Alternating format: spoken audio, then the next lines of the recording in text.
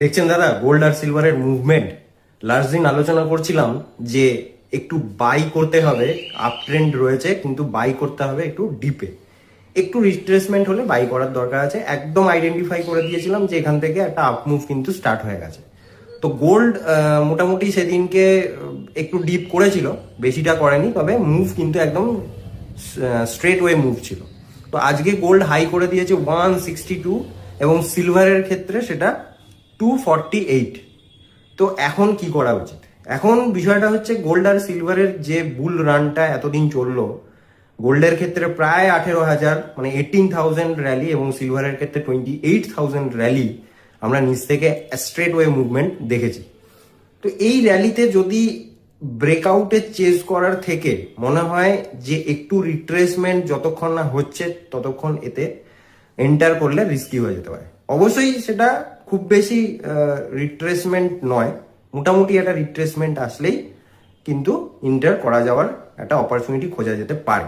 কিন্তু upside movement যে resistance সেটা হচ্ছে 162।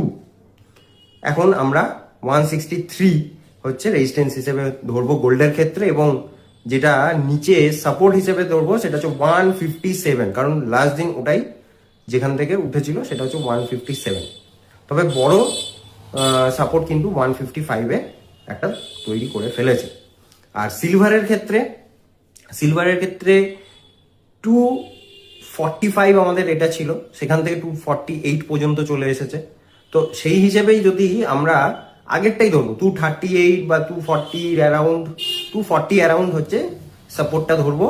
সেখানে যদি 244-45-এর কাছাকাছি আসে তাহলে কিন্তু বাই অপরচুনিটি তৈরি হয়ে যাবে, এবং উপরে 248-250 পর্যন্ত আমরা প্রথমে রেজিস্ট্যান্স হিসেবে ধরবো, সেখানে পর্যন্তই যাবে। এবং এটার উপরে যদি গোল্ড যদি 163 ওপরে যায় বা 162 ওপরে যায়, আর সিলভার যদি 250-র ওপরে যায়, তাহলে কিন্তু আবার আপসাইড মুভমেন্ট আসার সম্ভাবনা রয়েছে।